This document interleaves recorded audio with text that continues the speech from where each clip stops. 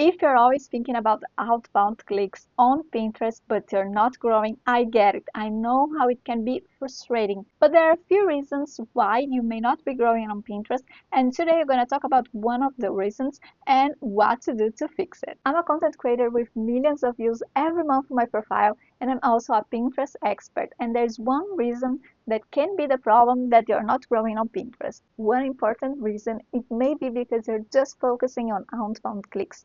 Yes, it's one of the main goals and it's very important. But in order to grow your account and start to get better results and better ranking on Pinterest, you also need to have lots of saves on your account. I've been on Pinterest for more than 10 years as a creator, and I know that the pins that get most clicks are not the same that the ones that get the most saves. This is generally speaking, of course, in the average pin. Of course, there are exceptions. I mean, yes, it's possible to optimize a pin to have both saves and also outbound clicks. It's not impossible, but it requires more experience and more work. But today we will start by something that I want you to add to your Pinterest strategy today. It's easy to do, it's gonna boost your account. Like I said, getting saves is a very important metric for Pinterest and for your Pinterest account health. It will help your account to get a better reach when people start to save more of your pins. But as I always say, you need to plan it strategically. Don't start just saving random tons of pins just to get more saves. Today, I will teach you how to think strategically about saves on Pinterest. The first thing before we get into what kind of pins to create is to define the number of pins that you focus on save instead of outbound clicks. For example, on my main creator account, I'm doing 10 pins per day, and one of them is always a pin that I'm focusing on saves and not on outbound clicks. So therefore, we have a 10% rate. So 10% of the whole month content that I'm publishing on Pinterest, I'm focusing on saves and not just on outbound clicks. I must say I have a very old Pinterest account and I didn't always publish like that. Before, when I wanted my account to be more known and let's say create some brand awareness for my creator account, I did a lot of content just focusing on saves. So I wouldn't even put a link on my pins. I would do tutorials, I would do the helpful videos because I wanted to focus a lot on saves and to grow my profile.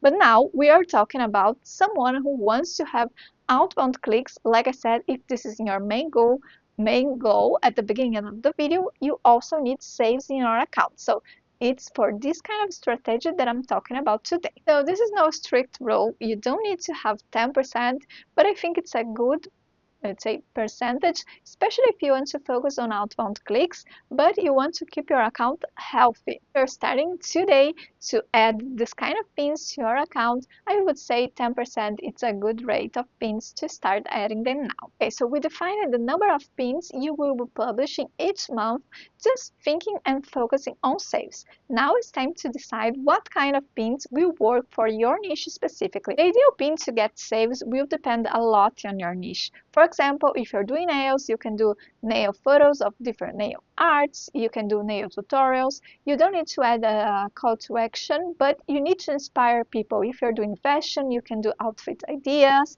you can do infographics on wardrobe, on capsule wardrobe. If you're doing food and drinks, you can do different checklists or lists. You can do basic pantries for a house. I mean, the ideas are endless. But if you have no idea for your niche, or if you already did a lot of them and don't know what to do anymore, I have a quick ChatGPT hack to help you now. Before I move on to this ChatGPT hack, if you want to learn more about how to grow on Pinterest with the right strategies, make sure to click the link on my description in the pinned comment because I'm offering some free discovery calls so we can talk about your work and see how Pinterest could help you. Let's get into this hack because it's going to be very helpful for you, especially if you're running out of ideas. Let's jump on ChatGPT and I will give you my prompt. The prompt will also be in the description so you can copy and use it when you need for more ideas. The prompt is very easy. I have a Pinterest account about insert your niche. I want to create Pinterest pins with the primary goal of people saving them to their board.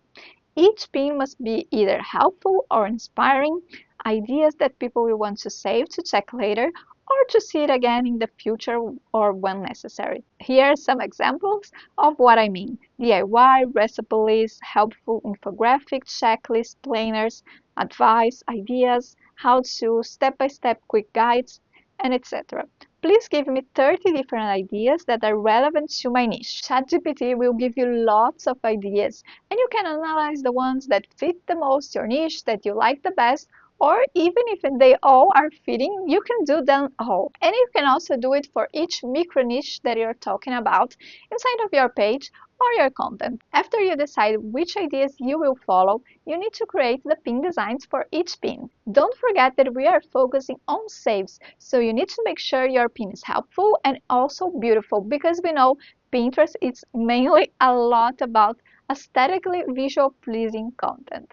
So make sure, if you want to have even more saves, to create something that is very beautiful and that will make people want to save it. You can either do something manually, like using Canva or also Illustrator, or you can create fast pins with AI that will have a professional visual, and I will give you another tip about it in just a minute. After you create your pin designs, don't forget to optimize them with great keywords. We are focusing on sales, but it doesn't hurt if you want to add your link to a very related page inside of your website.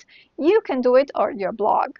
But sometimes I don't even add the link, because I think it helps Pinterest to understand that I have a healthy account, that I'm also saving things, that I'm sharing things, and not focusing only on outbound clicks. Because sometimes if you only focus a lot on outbound clicks, your account can be considered spammy by Pinterest. So to make sure your account is very healthy, I also sometimes publish pins without links and advise you to also do it. So maybe 50% of the pins that you're focusing on saves, don't even add the link. I know it can be an unpopular opinion, but it will help in your whole Pinterest account health, because you're gonna have some pins without links and a lot of pins, of course, with links, because we know that's our main goal. So make sure to add some pins also without links, so Pinterest doesn't think your account is 100% always putting links in every single piece of content. By the way, if you're going to create something like infographics, I recently did a tutorial on how to create them using Nano Banana Pro AI tool. You should watch it next to create fast and professional looking pins that are safe orientated.